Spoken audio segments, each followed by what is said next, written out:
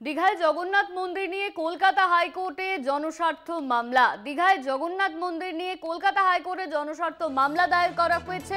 মামলা দায়েরের অনুমতি বিচারপতি সৌমেন সেনের। মামলা দায়ের অনুমতি বিচারপতি সৌমেন সেনের। দীঘায় যে জগন্নাথ মন্দির তৈরি করা হয়েছে সেই জগন্নাথ মন্দির নিয়েই কলকাতা হাইকোর্টে জনস্বার্থ মামলা করা হয়েছে। মামলা দায়েরের অনুমতি দেওয়া হয়েছে বিচারপতি সৌমেন সেনের তরফে। ইতিমধ্যেই মামলা দায়েরের অনুমতি দেওয়া হয়েছে। কলকাতা হাইকোর্টে জনস্বার্থ মামলা। দীঘায় যে জগন্নাথ মন্দির তৈরি করা হয়েছে সেই জগন্নাথ মন্দির নিয়েই কলকাতা হাইকোর্টে জনস্বার্থ মামলা করা হলো। মামলা দায়েরের অনুমতি দেওয়া হয়েছে বিচারপতি সৌমেন সেনের তরফে। মামলা দায়েরের অনুমতি বিচারপতি সৌমেন সেনের। কলকাতা হাইকোর্টে জনস্বার্থ মামলা। দীঘায় জগন্নাথ মন্দির তৈরিকে কেন্দ্র করে জগন্নাথ মন্দির নিয়ে এবার কলকাতা হাইকোর্টে জনস্বার্থ মামলা করা হলো। মামলা দায়েরের অনুমতি বিচারপতি সৌমেন সেনের। মামলা দায়েরের অনুমতি বিচারপতি সৌমেন সেনের। দীঘায় জগন্নাথ মন্দির নিয়ে জনস্বার্থ মামলা। দীঘায় জগন্নাথ মন্দির নিয়ে কলকাতা হাইকোর্টে জনস্বার্থ মামলা।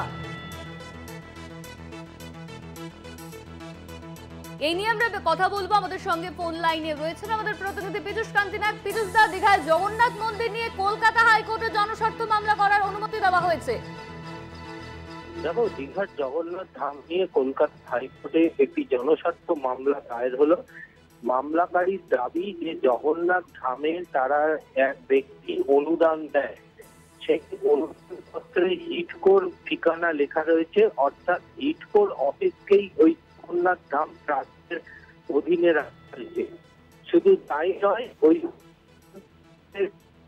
রিসিট দেওয়া হয়েছিল, সেই রিসিটে আয়কর বিভাগের 80G ধারায় যে ছাড়ের প্রভিশন আছে তারও উল্লেখ রয়েছে।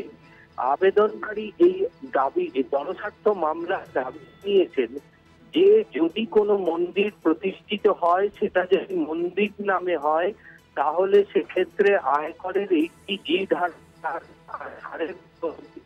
প্রভিশন রয়েছে। কিন্তু এক্ষেত্রে যে মন্দির বলে গণ্য করা হচ্ছে না বা স্থাপন করা হচ্ছে না, কারণ সরকার কখনো মন্দির তৈরি করতে পারে না, তাহলে সেক্ষেত্রে কেন 80 নম্বর ধারাকে উল্লেখ করা হয়েছে এই নিয়ে তদন্ত করুক কলকাতা হাইকোর্ট। দ্বিতীয়ত, জগন্নাথ ধাম ট্রাস্টের নামে যেখানে এই মন্দিরটি পরিচালিত হচ্ছে এখানে কেন হিডকোর অফিসের ঠিকানাকে ব্যবহার করা হচ্ছে? অর্থাৎ এক্ষেত্রে একটা ট্রাস্ট কখনো হিডকোর অফিসকে ব্যবহার করতে পারে না, এমনটাই দাবি জানানো হয়েছে এই আবেদনপত্রে। তৃতীয়ত, জগন্নাথ ধামে বেশ কিছু সিভিক নিয়োগ করা হবে।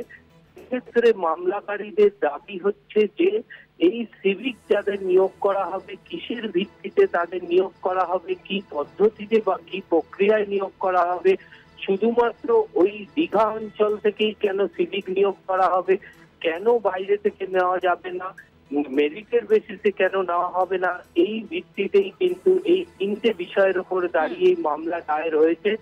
বিচারপতি সৌমেন সেনের ডিভিশন বেঞ্চে এই মামলার শুনানির সম্ভাবনা রয়েছে।